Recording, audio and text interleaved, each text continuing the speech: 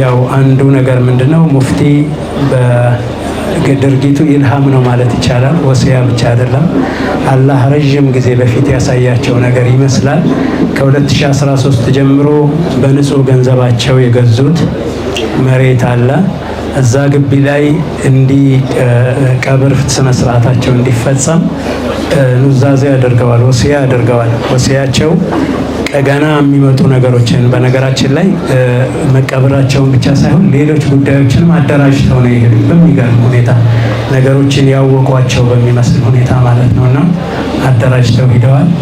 ያም በተመለከተ የለም ከህዝብ በዛ ኮልፌ ወይንም ደግሞ ሌላ ቦታ ሂደው መቀበር ነበረባቸው የሚል ሀሳብ ዝም ብሎ ከሆነ በኋላ ሰኞ ያለቀውን ነገር ከሆነ በኋላ የሚያነሱ አንዳንድ ወገኖች አሉ። የሚያነሱበት መንገድ አደብ የተሞላበት ቢሆን ኖሮ ችግር አልነበረውም። ግን ትንሽ ስርዓት ያጣ ጋጠ ወጥነት ያለበት በፍጹም ከሙስሊም ቀርቶ ሙስሊም ካልሆነም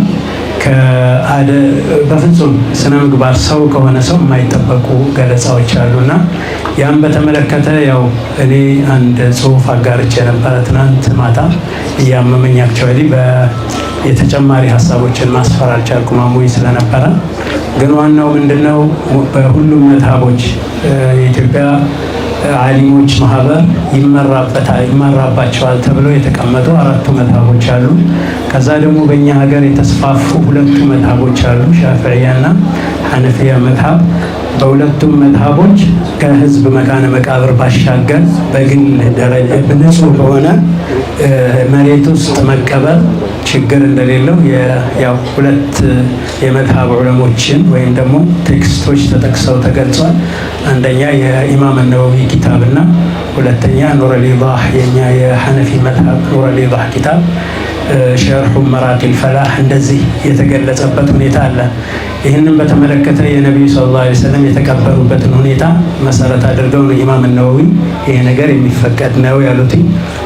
አህናፎቹ ደግሞ የራሳቸው የሚሉት ነገር ይኖራል። ከዛ የሁለቱ እንትኖች የሰይድ አቡበከርና የሰይድ ዑመር የተቀበሩበት ሁኔታ ይሄን ነገር ያጸናዋል።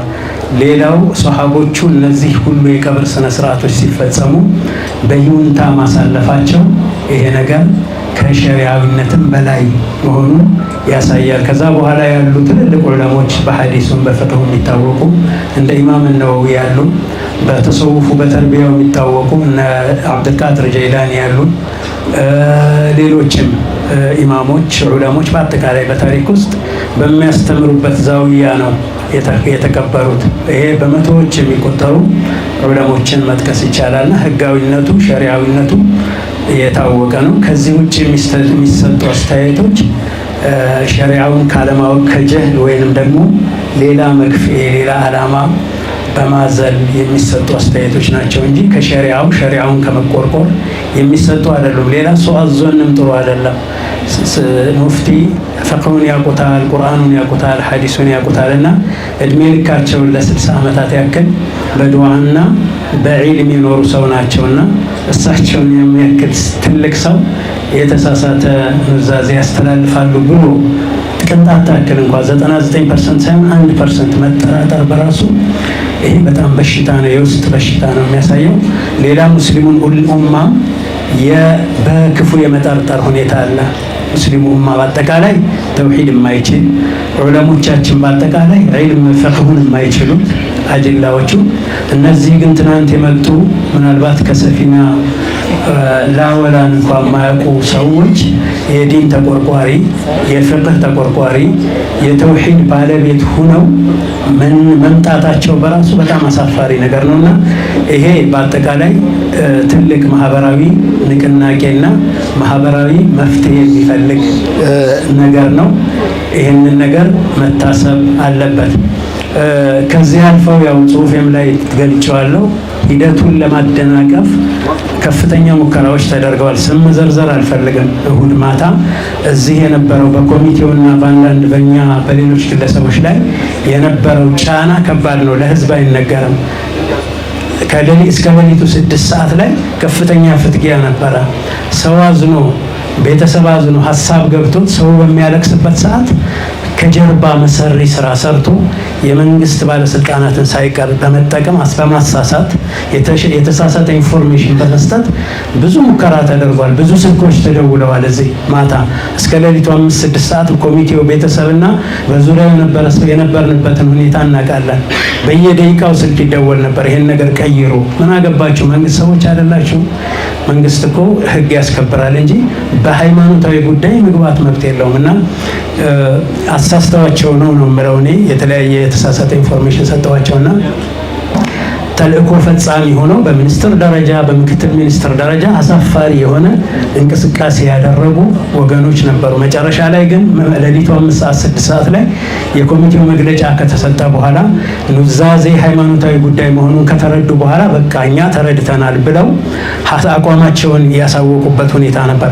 የሚገርመው መንግስት እንደዛ አይነት አቋም ይዞ ጥበቃ አደርጋለሁ ከአሁን በኋላ ስርዓተ ክብሩን በስነ ስርዓት አስኬዳለሁ ብሎ ከወሰነ በኋላ እንደገና ሌሊት 10 ሰዓት ወይ ምናምን ቤታቸውን ከሌሊቱ 8 ሰዓት ላይ ፓትሮል እንትን አሳስተው የመንግስት ኃይል አስልከው ዙሪያውን አስከብበውት ነበር። የሙፍቲን ቤት እንዳይቆፈር ለመከላከል እዛ ለመቆፈር የሞከሩ ሰዎችን እናስራቸዋለን እስከማለት ድረስ ከመዛት ደርሰው ነበር። ይሄ በግልጽ ነው። ወደፊት ማን በዚህ ወንጀል ላይ እንደተሳተፈ ማን ምን ሚና እንዳለው ማንም ያስፈራ ነገር የለውም። በዝርዝር የምንገልጽበት ሁኔታ ይሆናል። አግባብ አይደለም የተፈጸመው ነገር።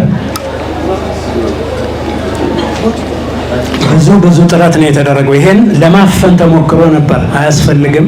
ትልቅ ሰው ነው የሞቱት። ኢትዮጵያ ውስጥ ታይቶ በማይታወቅ ሁኔታ አንድነትና ህብረት ያመጣ የቀብር ስነ ስርዓት ነው የተደረገው። እንደዛ ስለሆነ ይሄን ነገር ማውሳት አያስፈልግም ብሎ ታፍኖ ነበር። አሁን ደግሞ ትናንት ጁማ አካባቢ በየመስጊዱ ሌላ መናገር አልፈልግም እዚህ ላይ የተባለውን ነገር ነውር ነገር ከሰው ቀርቶ ከእንስሳ የማይጠበቁ መልእክቶች ሲተላለፉ ነበረ።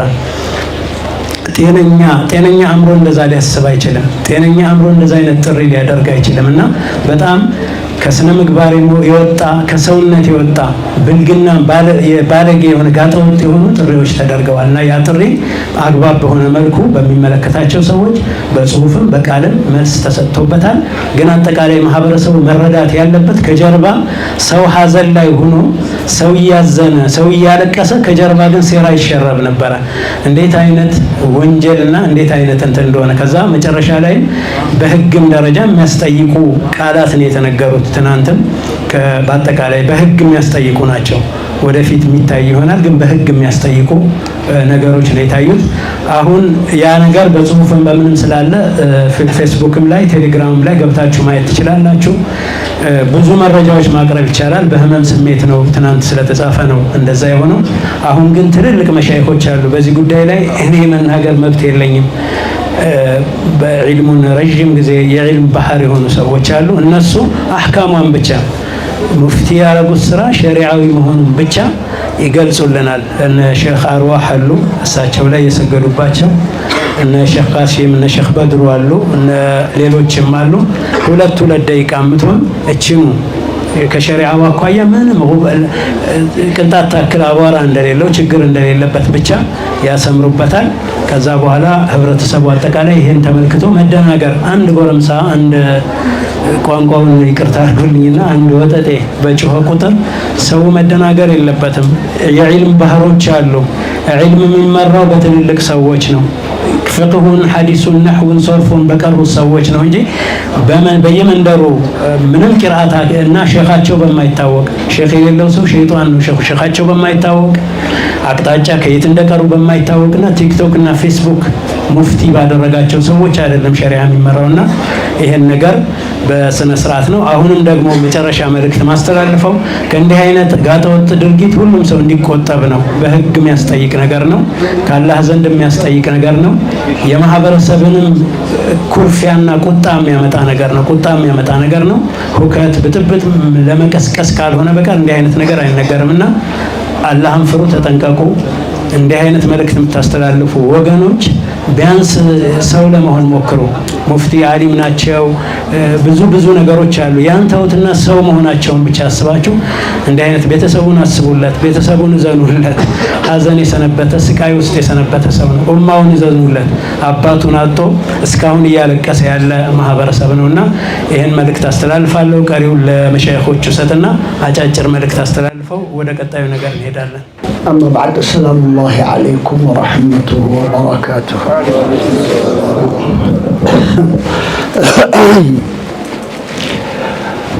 ሁሉም ነገር ተነግሯል። ዑለማው ሻፊዒያ ሐነፎቹ እኔ ሁለት ነገሮች ማንሳት እፈልጋለሁ። አንደኛው ነገር ወሲያ ነው። ወሲያ መሽሩዕ ነው በሸርዓችን። አንድ ሰው ከሞተ በኋላ በሱ ላይ እንዲፈጸም ከሚደረግባቸው መንገዶች አንዱ ወሲያ ነው። ኑዛዜ በሐያቱ እያለ ይሄ ይደረግ፣ ይሄ ይደረግ፣ ይሄ ይደረግ ይላል። ይሄን አድርጉልኝ ይላል። ወሲያ ተንፊዙ ዋጅብ የሚሆንበት ጊዜ አለ። ፈርድ ይሆናል። ለምሳሌ ዘካ አላወጣሁም፣ ዘካ ስጡልኝ። ሐጅ አላረኩም፣ ሐጅ ይደረግልኝ። ይሄ ተንፊዙ ዋጅብ ነው። ሌላው ሙስተሐብ ነው። በአጠቃላይ ወሲያ ኑዛዜ ማለም ዩኻሊፍ الكتاب والسنة ቁርአኑን ኪታባችንንና ሐዲስን እስካልተጻረረ ድረስ ይፈጸማል። ስለዚህ ወሲያቸው ደግሞ የሳቸው የገዛሁት ቦታ ላይ ቅበሩኝ ነው ያሉት። ይሄ እህቲያጥ ነው፣ ለራሳቸው ጥንቃቄ። ዩሺሩ ኢላ ወረዒህ ወሪዕ መሆናቸውን አላህን የሚፈሩ መሆናቸውን ገንዘባቸውን አውጥተው የገዙት የሐላል ንብረታቸው ላይ ነው ቅበሩኝ ያሉት። አላሁ አክበር። ይሄ ሰይደቱና ዓኢሻ ዘውጀቱ ነቢይ ሰለላሁ ዐለይሂ ወሰለም መሬት ገዝተው ገዙት መሬት ላይ ነው የተቀበሩት። ወሰይዱና ዑስማን አልኸሊፈቱ ሳሊስ من الخلفاء الراشدين እሳቸውም የገዙት መሬት ላይ ነው የተቀበሩት። ንሱሶች አሉ ይሄን የሚያወሩ ኪታቦች ማለት ናቸው። ስለዚህ እዛ ኪታባቸው ላይ ቀብሩ ሁለት አይነት ነው። ሙሰበልና ገይሩ ሙሰበል የሚባል ነገር አለ። ማንኛውም ሰው የሚቀበርበት ይቀበርበት ተብሎ የተቀመጠ መሬት አለ። ገይሩ ሙሰበል አለ፣ ኻስ አለ። እሳቸው ለራሳቸው እዛ ግቢያቸው ጀንበ መስጂድህ እንዲቀበሩ ወሲያ አድርገዋል። وهذه وصية مشروعة لا تخالف الكتاب والسنة سنن كتابنا يخالف على የሚል ሰው ይምጣና እንነጋገር።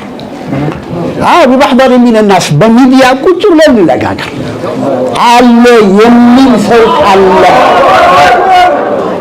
እና ዝም ብሎ ይሄ በየመስጂዱ መደንፋት አይሆንም።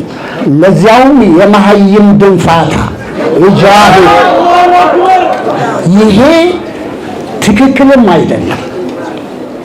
ቤተሰቡ ኡማው ሐዘን ተጭኖት በዚያ በሐዘኑ በቁስሉ ላይ እንጨት እንደመስደድ ነው የሚታየው። ሰው መጠነኛ ዒልም እንኳን አይሰበስብም እንዴ? አንድ ሐዲሳኒን ከፍረዋል ሻሃዳ አድርጉ ያለውት ሰውዬ እሱ ማን ሆኖ ነው ቤቱ የሚቀበረው ይላል። መጀመሪያ هو جاهل في الشريعة وجاهل في الواقع واقعውን ያለውንም ነገር አያውቅም፣ ሸሪዓውንም አያውቅም። አንደኛ እሳቸው ቤት ውስጥ አልተቀበሩ። የተቀበሩት እዛው في صحن داره እዛ في صحن مسجده ነው የተቀበሩት። ከዚህ በላይ ደግሞ ቤታቸው ሳቢ ቀበሩ። አብዛኞቹ ዑለማዎቻችን ኢማሙ ነወዊ ሙሐደብ የሚባል ሸርሕ አለዎት፣ ማነው መጅሙዕ የሚባል ሸርሕ አለዎት፣ ሸርሑል ሙሐደብ። እዛ ላይ ይህንን ነው የሚሉት ሱና ነው። لأن الرسول صلى الله عليه وسلم دفن في بيته خاصة ነው የሚሉት ምንድነው ነብይ ሞተበት ቦታ ይቀበራል የሚል ነው። ደሊሉል ኹሱሲያም ያን ያህል የተነገረ አይደለም። አንቢያዎች ሞቱበት ቦታ ይቀበራሉ ይላል። አዎ ይቀበሩ ግድ የለም። ቤት መቀበር ግን ቅድሙ ዑለሞቹ እንዳነሱት ሱና ነው ያሉት የኛ ዑለሞቻችን አኢመቶቻችን። ስለዚህ ከዚህ ከወሲያ ጋር በተያያዘ ወሲያስ ቢሆን ሐይሳኒን እኮ ከፍረዋል አንተ ካፊሩን ቢላሂ አልዓዚም አስሊም ተስለም ያላቸው ሰው እኔ በአንድ ቲቪ ሲናገር ሰምቻለሁ በጆሮዬ። እነዚህ ጃሂሎች ናቸው ወላሂ አልዓዚም። እንደው እስቲ ሐለ ብለው ምን አለበት ፊቅሃል መዛሂብን ቢመለከቱ ምን አሉ አኢመቶቻችን ፉቃሃዎቻችን ምን አሉ? ከዚያ በላይ ሌላው ሁለተኛው የሽርክ በር ይከፍታል። ይሄ ሱኡ ወኒን ቢልሙስሊሚን ነው። ሙስሊሞቹ ላይ መጥፎ ጥርጣሬ ነው። ያ አዩሃ አለዚነ አመኑ እጅተኒቡ ከሲረን ሚነ ظን ኢነ በዕደ ظን ኢስሙን هذا هو الإثم لا إله إلا الله محمد رسول الله የሚል ህዝብ በቀን 5 ጊዜ ሶላት የሚሰግደውን ሰው ሙሽሪክ ትሆናለህ። አንዱን የሰማሁት የጁምዓ ዕለታው ኹጥባ እዚህ ተወሱል ተበሩክ አይሆንም። ማን ነው ተበሩክ አይሆንም ያለው? ተወሱል አይሆንም ያለው? አንዳንድ ሻዝ ሰዎች ናቸው እንደ አህመድ ኢብኑ ተይሚያ ያሉ። ሌላ ማን አለ? ሁሉም አኢመቶቻችን ቢትፋቅ ዑለማ ማለት በሚቻልበት ደረጃ ተወሱልም ተበሩክም ይቻላል። አህመድ ኢብኑ ተይሚያ የሞተለታ ይላል ኢብኑ ከሲር في البداية والنهاية 13ኛው ጁዝ ላይ ይናገራል። ደረሶቹ የታጠበበትን ገሲሉን ጠጥተዋል ይላል። ሼክ ዑመር ኢድሪስ ሙፍቲ ከአሕመድ ኢብኑ ተይሚያ አንሳሉት። የእውነት ነው የምንነጋገረው፣ የእውነት ነው የምንነጋገረው። ያ ቃሉ ቅድም አንስተውታል ዑለሞቹ። هو عالم بالكتاب عالم بالسنة عالم بجميع الفنون عالم بفقه المذاهب እሳቸው እንደዚህ ሸሪዓን የሚخልፍ ነገር አይሰሩም። ይሄንን ነው ማረጋገጥ። ሌላ የእሳቸው ወላ ቢድዓ ፊ ደፍኒሂ ጀንበ መስጂዲ ብዙዎቹ ዑለሞቻችን የተቀበሩት ቅድም አንስቼዋለሁ ከወረዕ ጋር በተያያዘ በራሳቸው ንብረት መስጂዳቸው ጀንብ ጎን ነው የተቀበሩት። እዚህ ያለውን መሬት ሌላ ነገር ማንሳት ነው የሚሆነው እንጂ ይሄ የኮልፌው መቃብር ማን ነው የሰጠው? የሰጠው ሰው ይታወቃል። አንጢቢ ነፍሲ ነው የሰጠው፣ ወዶ ፈቅዶ ነው የሰጠው። ተቀምጦስ ቢሆን ጉልበተኛ መጥቶ ያ መሬቱን ወስዶበት ይሄንን ለእስላሞች መቃብር ሰጥቻለሁ ቢል፣ አንድ ሰው መጥቶ ያንዱን ጥምጣሙን ሙስባሐውን ጫማውን ቢቀማው እዛ ንብረት ላይ ያለው የባለቤትነት መብቱ ይወገዳል እንደ ሸርዓን? አይወገድም። ከእንዲህ ያለው ችግር ለመውጣት አስበው ነው እሳቸው ያደረጉት። እና ይሄን ያህል እንዲህ ውርጅብኝ ለዛውም ቃሲሮች የዕልም ምናምን ሽታውንም እንኳን ለሚሰሙ ራኢሐተል ዒልም እኔ ያልናገርም ብዬ ነበረ። ምክንያቱም ህዝቡ ራሱ ወጣቶቻችንም ቢሆን መልስ ሰጥተዋቸዋል። ይህም ባለጌዎች ሱء الظن بالمسلمين ሽርክ ሽርክ ሽርክ ምንድነው ሽርክ ማለት? የአሕመድ ኢብኑ ተይሚያ ገሲል የጠጣ ሰው ሙሽሪክ ነው ታዲያ? ኢብኑ ቀይም ለብቻው ተቀብሯል። እንትን የኢብኑ በረድ ሐውልት ተሰርቶበት አሕመድ ኢብኑ ተይሚያ ራሱ የተቀበረው ለብቻው ነው፣ ብቻው።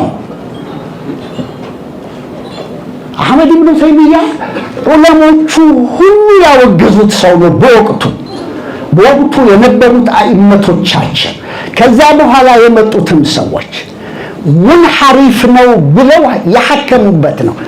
እንሐረፈ عن جادة طريق ከትክክለኛው መንገድ ያገለለ እዛ ወደ ጎጥ ወደ ገደል የገባ ሰው ነው ብለው ነው የተናገሩት።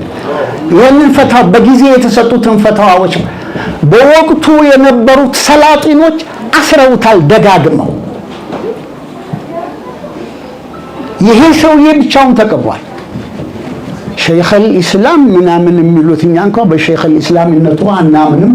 ሸይኹል ኢስላሞች አሉን እኛ እነ ቃዲ ዘከሪያ አልአንሷሪ ሸይኹል ኢስላም ናቸው። የምናውቃቸው እነሱ ነው። እነ ሸምሱል አኢመቲ ሰረኽሲ ሸይኹል ኢስላሞች ናቸው።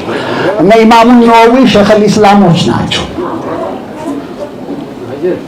እዚህ ወዲህ ማዶ ከቀይ ባህር ማዶ ያሉ ሸይኹል ኢስላም ስላሉ ላ የኩኑ ሸይኽ ኢስላሚ። ይህንን ኪታቡን ማየት ይቻላል። ፈታዋውን ሚንሃጁ ሱነቲ ነበዊያ ብሎ የጻፈውን ኪታብ አለ፣ አንብቡ። ስለዚህ እጃችሁን አትስጡ። የሙፍቲ ደረሶች፣ የሙፍቲ አስሓቦች፣ የሙፍቲ ቤተሰቦች በዚህም ልባችሁ አይቁሰል። ህገወጥ ተግባር የሰራውን ግን ቅድም እንደተባለው ለህግ ማቅረብ ተገቢ ነው። አው ሰው እንደዚህ ሲሰደድ እንዴ የጥላቻ ንግግር ማስፋፋት እኮ ወንጀል ነው በአዋጅ በህግ። ከዚያ በኋላ የሞቱ ሰዎችን ስም አንስቶ መሳደብ በወንጀለኛ መቅጫ ህጉ ያስቀጣል። ለህግ ሊቀርቡ ይገባል፣ ሊቆነጠጡ ይገባል። ይሄ ስድ ባለጌ ስዳደግ ሁሉ እየወጣ አፉን የሚከፍትበት መሆን የለበትም። ኡማው የራሱ ዑለማዎች አሉት፣ የራሱ የሚመራበት መዛሂቦች አሉት። ዓለም ኢጥባቅ ያደረገባቸው ዓለም የተቀበላቸው መዛሂቦች አሉ። በእነሱ ነው ኢስላሙ ቢላ መዝሀብ እኛ መዝሀብ አንከተልም የሚሉ አሉ። ቁርአን እንድንከተል እስኪ ቁርአን ያምጡ እንግዳው። እኒህ ቁርአንና ሱና ያለውን እንኳን በአግባቡ መረዳት የማይችሉ ፈضለን عن استنباط الأحكام من الكتاب والسنة ይህንን ዝም ብለን የምናልፈው ነገር አይደለም። ሙስሊሙ ዝም ሲል ዑለማው ዝም ሲል እንዲህ ያሉ ጀሃለተና አስተነስተው አፋቸውን ከፈቱብንና ፈضሉ ወአضሉ وإلى الله المشتكى ላላህ ቤት እንላለን። የኛ ዑለሞች አደብ አላቸው፣ ሰው ላይ አይደርሱም። ሐቅ የሆነውን እንኳን ለመናገር አይቸኩሉም። ስለዚህ ሙፍቲ ላይ ምንም ነገር ሊሰነዘር የሚችልበት ሸርዓን ባሉት የኛ ኩቱቦቻችን ቅድም ኑረል ኢዳህን መራቂል ፈላህን ሐሻው ጠህጣዊ ነድሩል ሙኽታር አሉ እና ረዱል ሙኽታር አሉ ኻቲመቱል ሙሐቂቂን ኢብኑ አቢዲን ያለው ሌሎችም እነ ሷሂበል ባህር አሉ ባህሩ ራኢቅ ሸርሑ ከንዚ ደቃኢቅ ኢብኑ ኑጀይም እነሱ ሁሉ ይሉታል። እቤት ውስጥ መቀበራቸው እንደውም አልፎ ተርፎ ሱና ነው። አጅመዐት ቢሂል አኢመቱ ሚነል መዛሂብ ኢማም ማሊክ በማሊክ መዝሀብ ተንፊዙል ወሲያ ዋጅብ ነው ይላሉ። ወሲያውን ኑዛዜውን ማስፈጸም ይወጅባል ይላሉ። ቢሸርጥ ማለም ይኻሊፍ الكتاب والسنة ሱናና እስኪ ከሱና የተሰራው ስራ በዚህ ሱና መሰረት በዚህ ቁርአን አያ መሰረት ትክክል አይደለም ይበሉን እስቲ። እኛ የምንፈልገው እዛ እንትና ማን ነው ኮልፌ ተቀምጠው እዛ ዱዓ እንድናደርግላቸው ነው ምናምን ይላሉ። መጀመሪያ ነገር የነሱ ፍላጎት የለም። የነሱ ፍላጎት ሚዕያር መለኪያ ነው እንዴ? ነገሮች መታየት ያለባቸው በሚዛን ሸርዕ ነው። የሸሪዓ ሚዛን ነው መታየት ያለበት። ሸሪዓው ምን ይላል? ይሄ ጥሩ ነገር አህካም አልጀናኢዝ እኮ እንዲህ ራሱን የቻለ የሸሪዓ ድንጋጌዎች አሉ። ዝርዝር ደፍኑን ብቻ እንኳ ተመልክቶ ወደ 8 አህካሞች አሉት። የት ይቀበር፣ መቼ ይቀበር፣ ቀብሩ ምን ያህል ይራቅ ወዘተርፈ እንዲህ ዝርዝር አህካሞች አሉ። ከዛ በኋላ የሞተው ሰው ይዘር፣ እንዴት ይዘር፣ አህካሙ ዚያረቲል ቁቡር ሁሉ አለ። እኛ የምንፈልገው ማናቸው እነሱ? ሰላም አለይኩም